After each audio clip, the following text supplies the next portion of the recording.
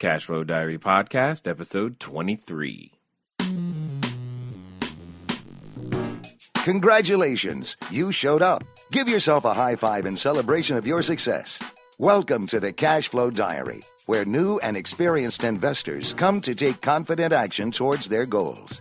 Your host is a family man, a real estate entrepreneur, investor, coach, and instructor. As a master facilitator of Robert Kiyosaki's Cashflow 101 game, he's inspired many to begin their journey into creating cash flow for themselves and their family. And now, here he is to offer you the tools required to earn the income desired.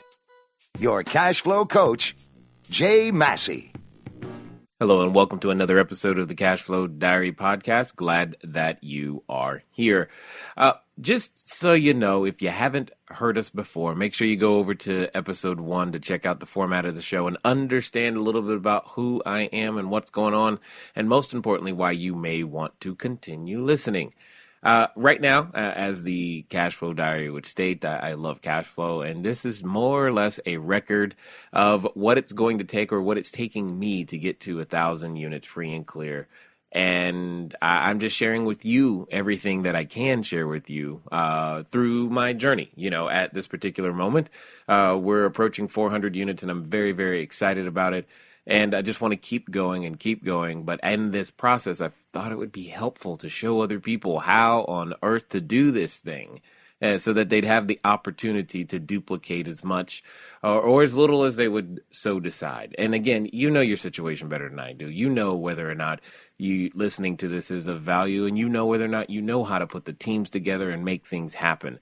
And if you're saying to yourself, you know, I would like some assistance in making things happen, that's why we created the free e-course, learninvestingnow.com, learninvestingnow.com. You can go over there and go ahead and get the e-course today, because it will teach you how to do the most basic concept that I started with as a wholesaler. I used to be able to purchase and sell properties in a 72-hour period. That was kind of like my major thing that I wanted to do.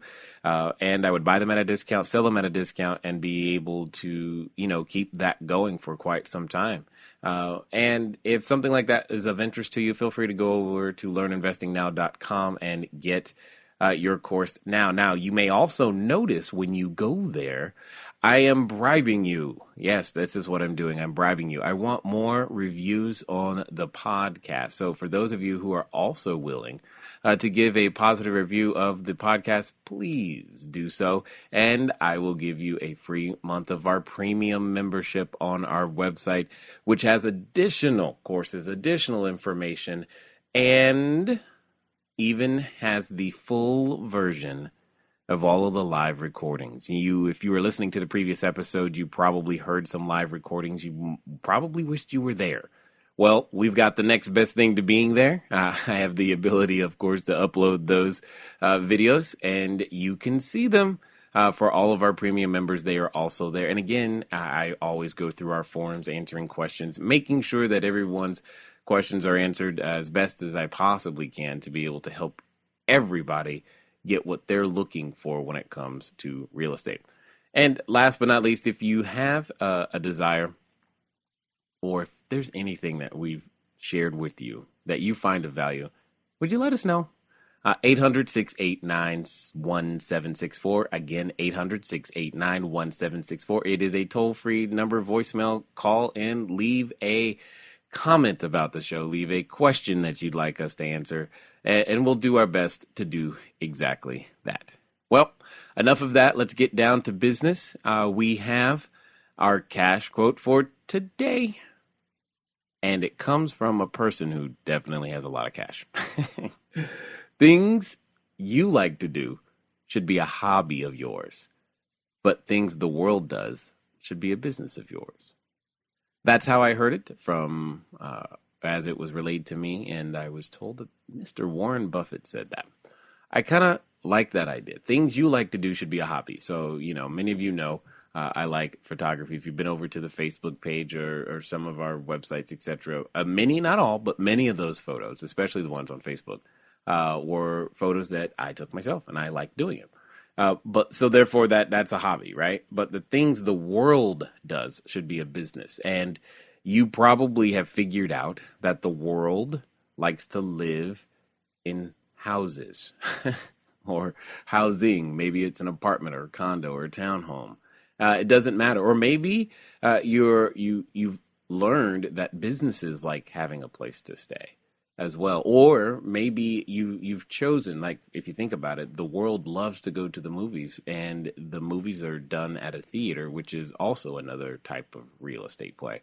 So those things should be a business of yours. So think about that as you walk around, drive around. If you're on the treadmill right now, whatever it is that you're doing, think about what does the world like to do and try to customize that for your real estate. You might be surprised at what you come up with.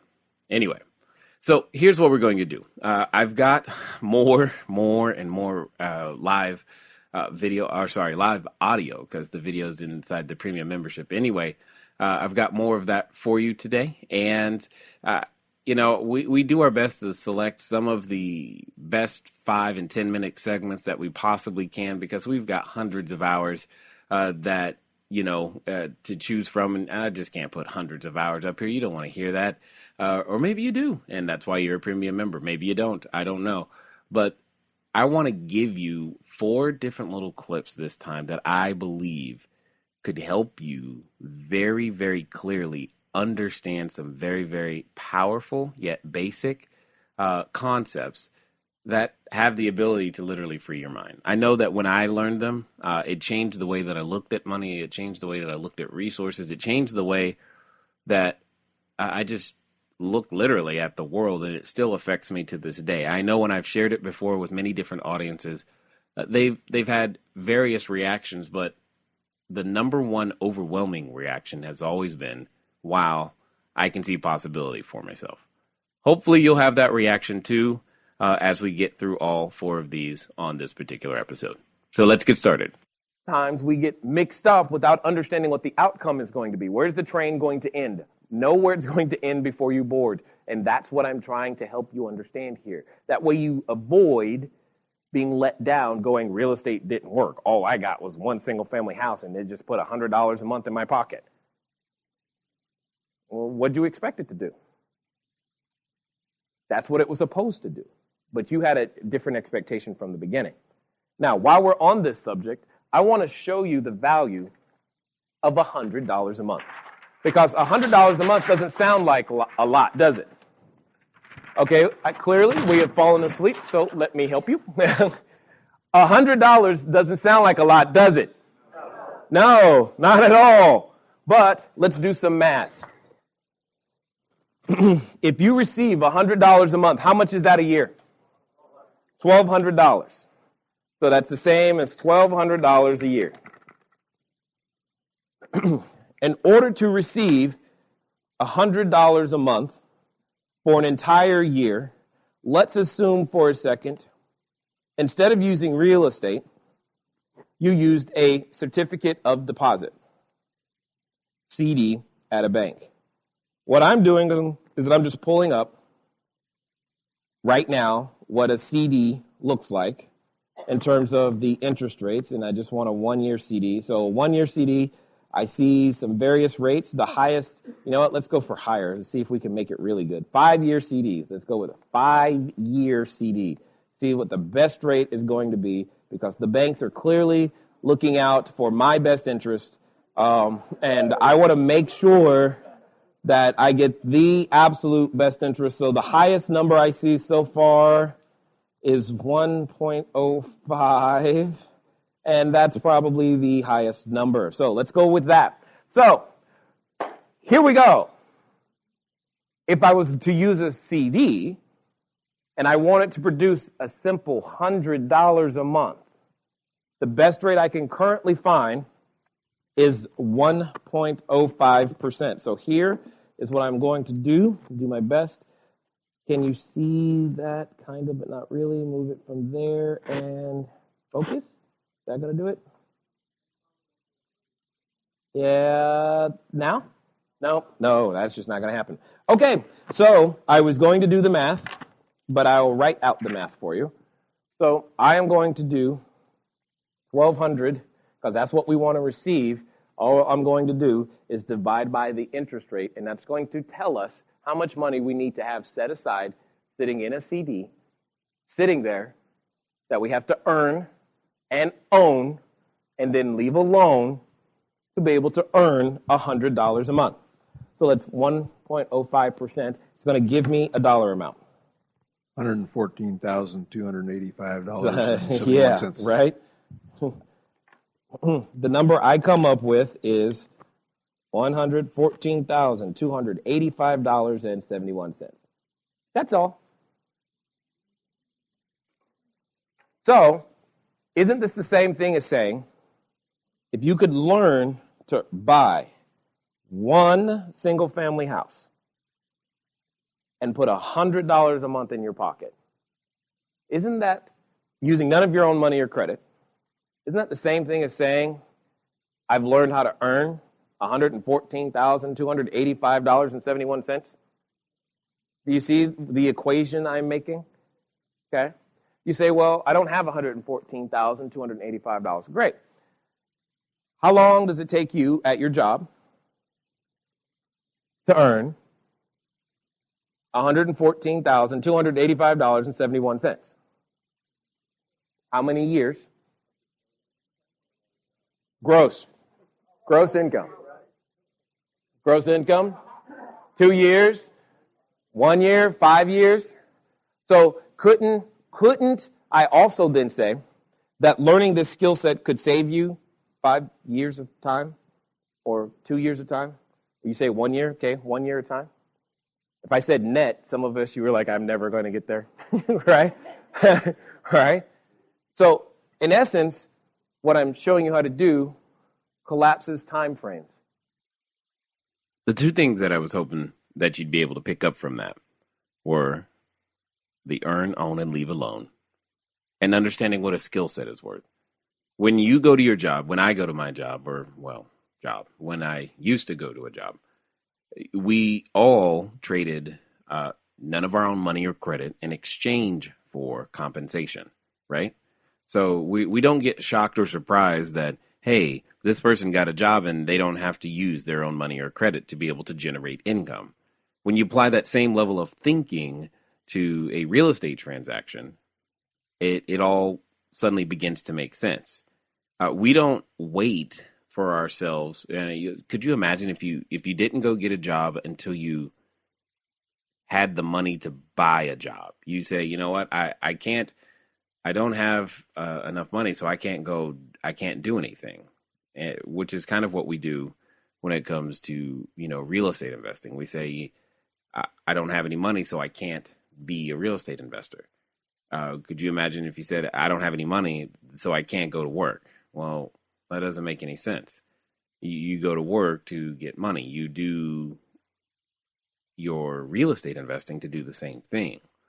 And when you go to work, you don't have to own the company to work there. And even if you do own the company, you don't even have to own 100% of the company to work there, right? Well, my point is simply this. If you can learn to have a skill set that has a certain dollar value to it, isn't that what you were after in the first place? You went to school or college or, post-secondary school or academy, whatever you called it. You went there to learn something so that you go out there and generate income. What I've found to be true is learning the skill set of real estate investing has the ability to allow you and I to go out there, apply that same skill set, work those same number of hours, or sometimes more if you so choose, to be able to create significantly more value. And therefore, because the marketplace says we're more valuable, we earn more money. And we don't have to first earn the $114,285.71. And instead, we create value worth $114,285.71. And then we get paid. It's the same thing that happens with your paycheck. You create value that is equal to what you and your employer said the value you're going to create is worth. And you do that over 40 hours, 60 hours, 80 hours, what have you.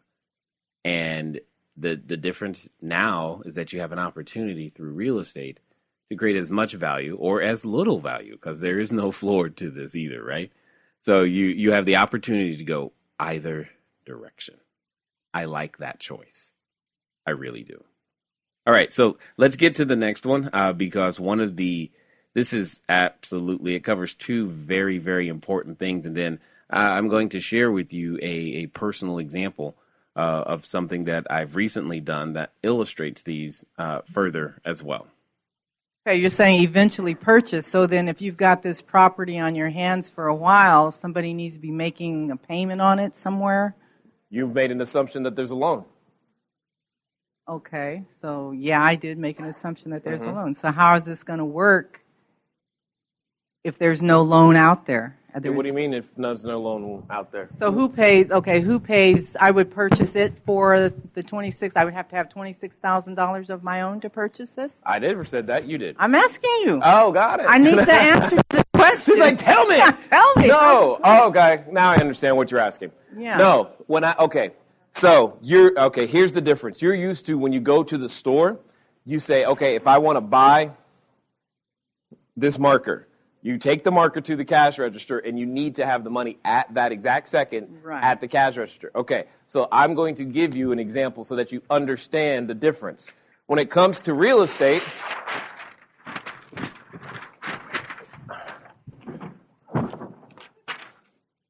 it works a little bit differently when it comes to real estate, okay? You still, yes, at some point, someone needs to go to the cash register and check out, all right? Mm-hmm. At some point. The only question is when. The difference, though, is that you've chosen that you're going to buy something long before you actually have to check out. So once you get the property under contract, the day you get the property under contract is not necessarily the same day that you check out. Got it? So that's how the wholesaler makes or earns their money. Is you may buy this, quote-unquote, buy. See, when we use the word buy, we assume so many more things. I'm trying to break it down into its pieces. So when you put the property under contract, that could be today. What's today's date? Thank you. No, wrong month. June 22nd of 2013. That's today. But you said today that you're going to pay $26,000 for it. Part of the real estate contract also specifies the day you're going to go through the checkout line. Okay? And that day could be any day you and the seller agree to. Any day. There's no rhyme. There's no reason. It's all about what you negotiate. Make sense? Mm-hmm. And here's the fun part. Even if you negotiate a day and that day comes and you're not ready to check out, you can ask for an extension. Okay? So keep that in mind. So for the sake of this example, let's say that you said, okay, I will give you $26,000 on June 28th. What that means is that between June 22nd and June 28th, somebody better be at the title company or escrow company with $26,000 plus and sales tax if necessary, because in some states they do that, which is weird. Delaware, don't do that. Anyway, as well as title fees, as well as insurance and some additional closing costs, which the title and or escrow company will be able to calculate and let you know. Okay? Does that make sense? There was a lady in here in the morning who was title and escrow. Are you still here? She should have stayed. Oh, well. Here's the point. During this time, that's who you're really talking to, is that title and escrow person. That's what they're doing. They're researching title. They're making sure that the person you're buying from owns it. They're making sure all these other things. So in this 6-day period is when you go out to the marketplace and tell people, hey, I have a property under contract at $26,000. I'd like to sell it to you for $36,000, but it's worth $40,000. And if they say, yeah, then they become the buyer who shows up on that day being June 28th, pays you the 10, pays the original seller the 26, and then they walk off happy, skipping about their new purchase. Make sense? So that's the simplest way I can describe wholesaling. Okay. But that's what you do. Now, if you do this right, what you tend to do is you do a lot of these at the same time. The most I've ever done in 1 week is 11. And you just work. Wholesaling is way more about effort than it is anything else. Because it's effort to find the property, and it's effort to find the person. And you've got to do both sides. Does it make sense? It makes sense. As far as being a licensed real estate person, anybody can enter into a purchase contract like that and go to a title company and present documentation and all this. I'm going to shake her hand because she is now getting it, and she is an investor. Exactly. You don't wait for someone's approval. You don't need no license. You just need to be the prince. You just need to be the one who has the property under contract. That's what right. You're like, really? Yeah. That's what I learned too. I was like, you mean I don't need a license? I can do this without a license. I can just go, like right now. Like right now. Like right now? Yes. That's exactly what I'm saying. You could leave here today, take the 2 sentences I just taught you, go do that tonight, and technically it is possible for you to be in contract by Monday and get paid by next Friday. It's up to you. Could you repeat the 2 sentences, please? Oh, yes, now we want to know what the 2 sentences were. Got it. It's very simple. At the end of the day, especially when you're wholesaling, the phrase that I used was very simple. Hi, my name is Jay. I'm a wholesaler. What that means is that I buy properties at a discount and I sell them at a discount. Sentence number 1. Number 2, what type of investing are you looking to do? Between those 2 things, the only question becomes is how many times are you willing to ask that? I was just willing to ask it more than the next person. That's it.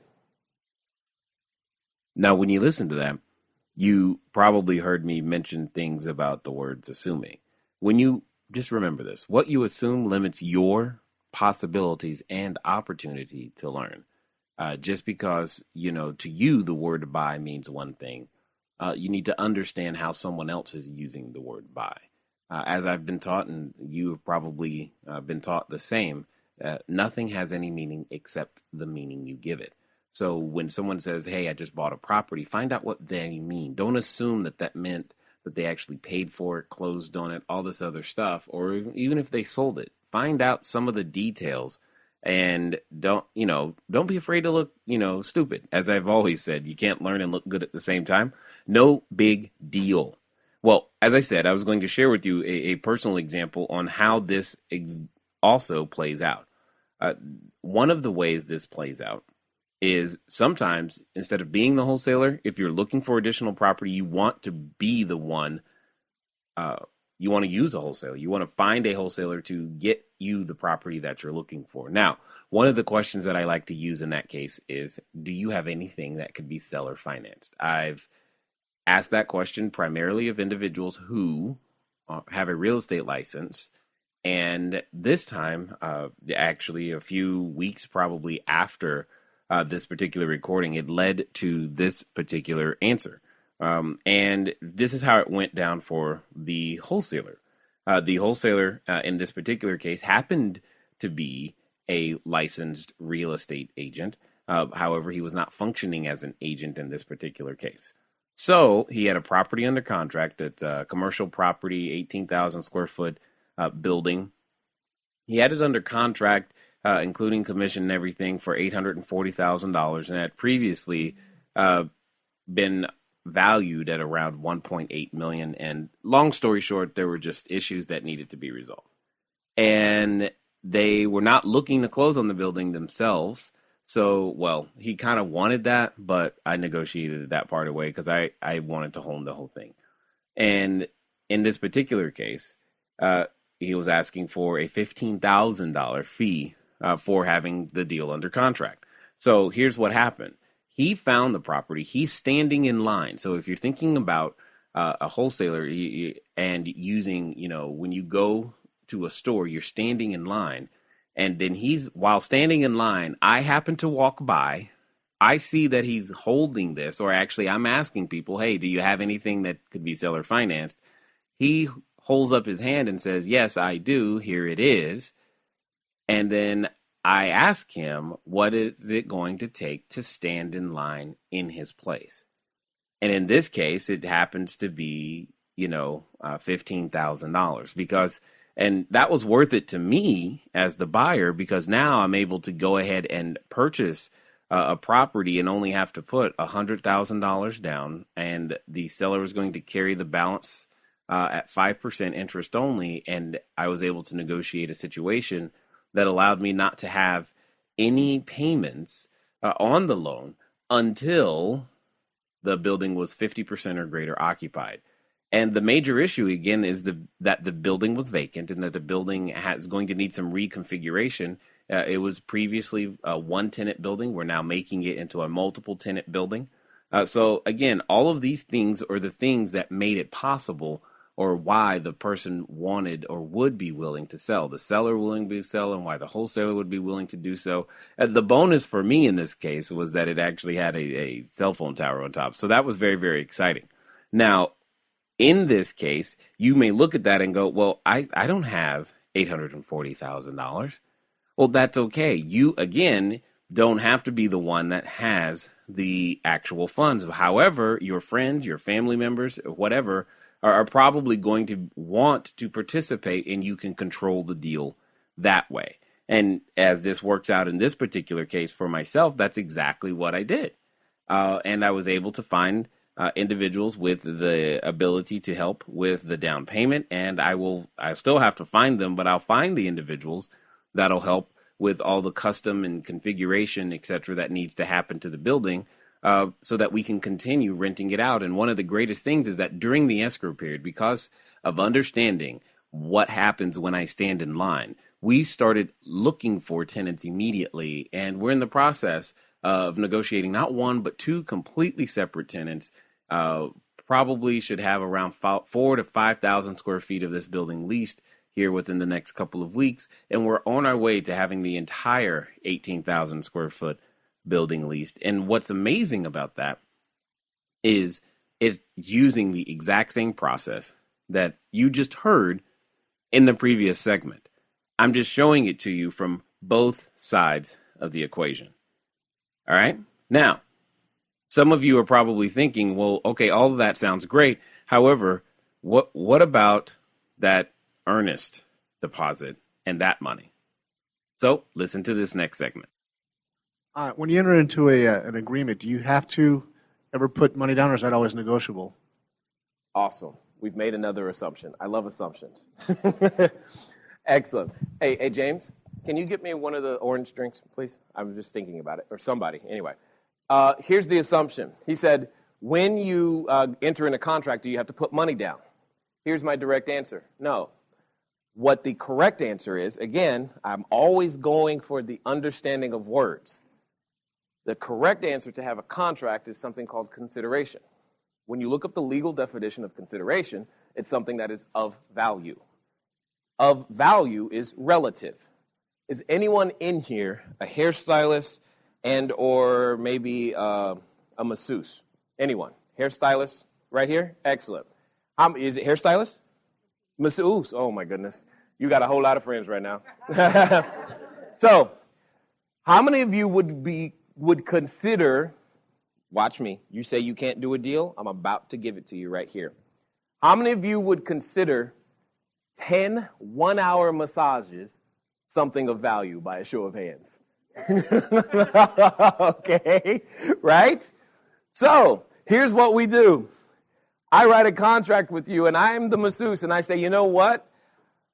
Instead of me using money for consideration, how about I give you 10 one-hour massages instead? And if you say yes, guess what we have? A contract. Did I just help you a little? Yeah. So how much money does that cost her? None. It's a different way of understanding the word consideration and what is of value. And And that's great because that's just 2 sheets of paper maybe, right? She can give them a coupon. I don't know. Yeah, hold on. Question is coming. One of the things I love about this is you can tell I like to get creative, but I don't like get creative just for the sake of it. I get creative because I had no choice. I had no choice. At some point, even if you have money and credit today, you're going to run out of money and credit. And guess what you're going to be stuck with? Getting creative. I was gifted the opportunity to do it now. And it's the only way I know how to work. It's the only way I know how to work, and I love it. Now, remember, value is in the eye of the beholder. You've heard me say that before. And what's really key to remember is, am I an attorney? No. Doesn't really matter because you must understand consideration.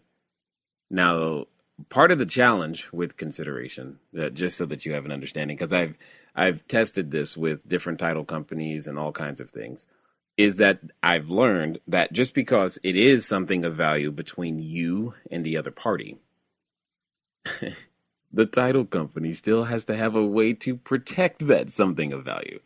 I was attempting to use a gold eagle once, or it might have been a gold Krugerrand, one of the two, and as a consideration, just because so that I could say I could do it.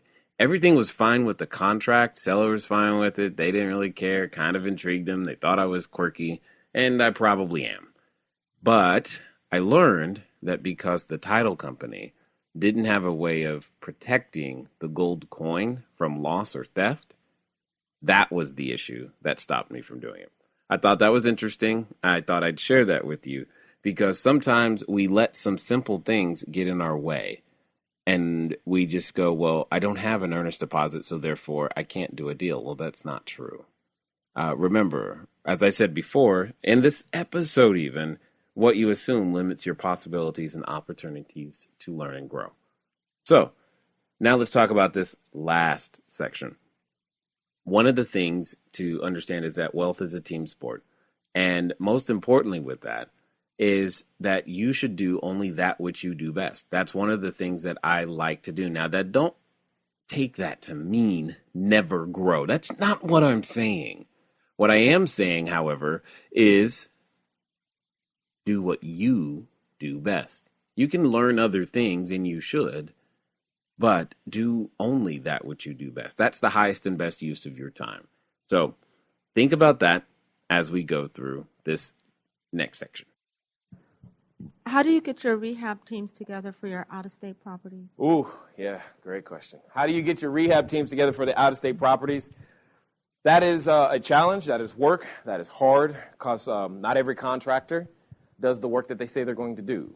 The only way to find that out is sometimes to trust them with small jobs. You've heard it said, he who can be trusted with little can be trusted with much. That's very true. Start them out small, work them up.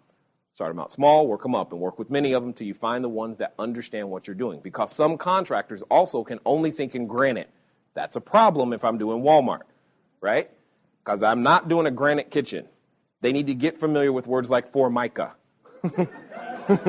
And if they're not familiar with words like Formica and Goodwill and Habitat for Humanity, they're not the contractor you're looking for, okay? So sometimes we'll get new windows, quote unquote, from Habitat for Humanity, and what that really was is that the Nordstrom investor had extra windows, donated them for the tax deduction, and then we picked up those same high-quality windows at a discount. And if your contractor doesn't know how to do that, you're going to have trouble. And you need to interview them. You need to ask them that question. And you need to be very clear on the play. Because all of them, especially right now, will say, yeah, I can do that. Good.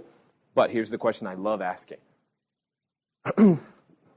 Before we go through the can you do it, what I want to know is, could you tell me about the types of jobs you prefer to do, the ones that you like doing the most?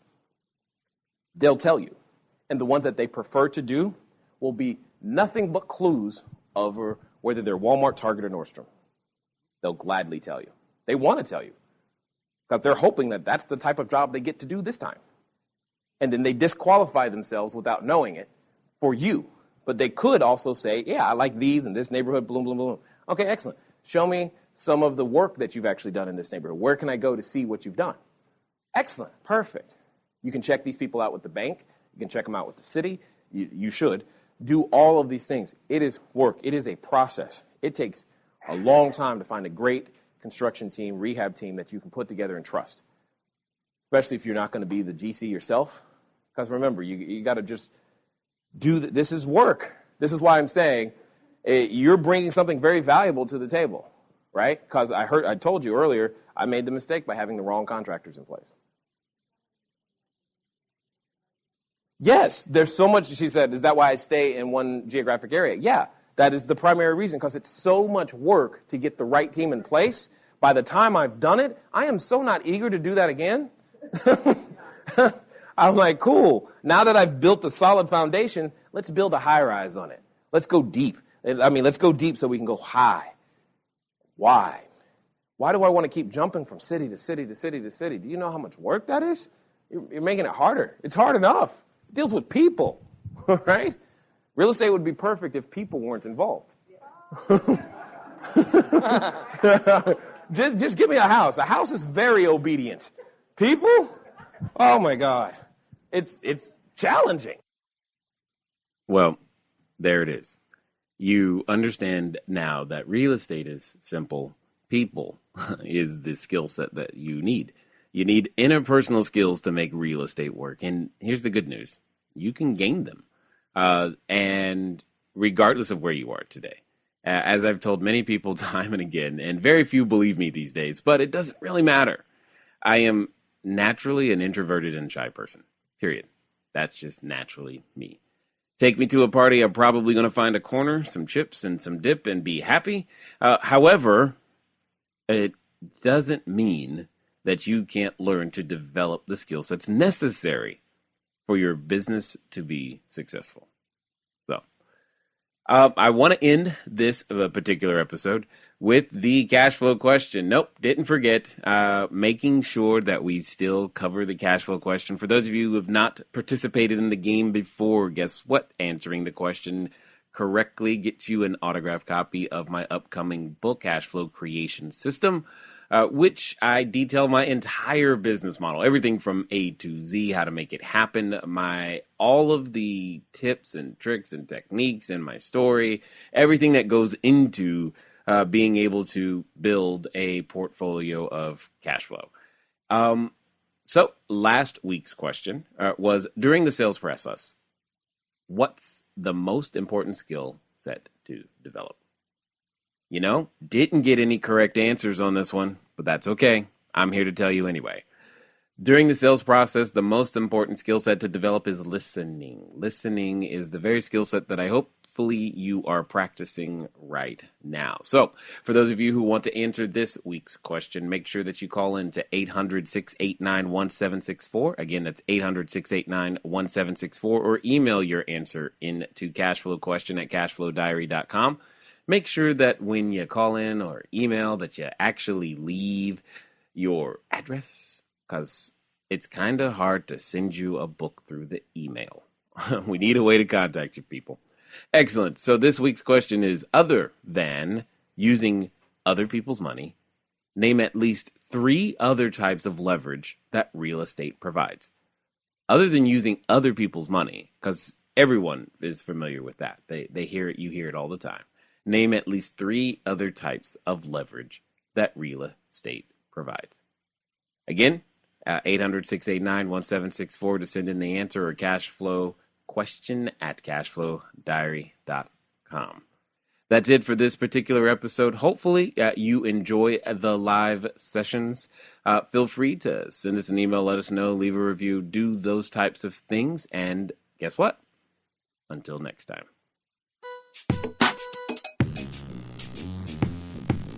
Thank you for investing your time with Jay Massey and the Cashflow Diary. When you have a moment, please visit iTunes and leave a positive comment about the show. And go now to our website, cashflowdiary.com, to take advantage of our free business building course, Cashflow Foundation. Gain the knowledge, understanding, and skill that will teach you how to never need a job again.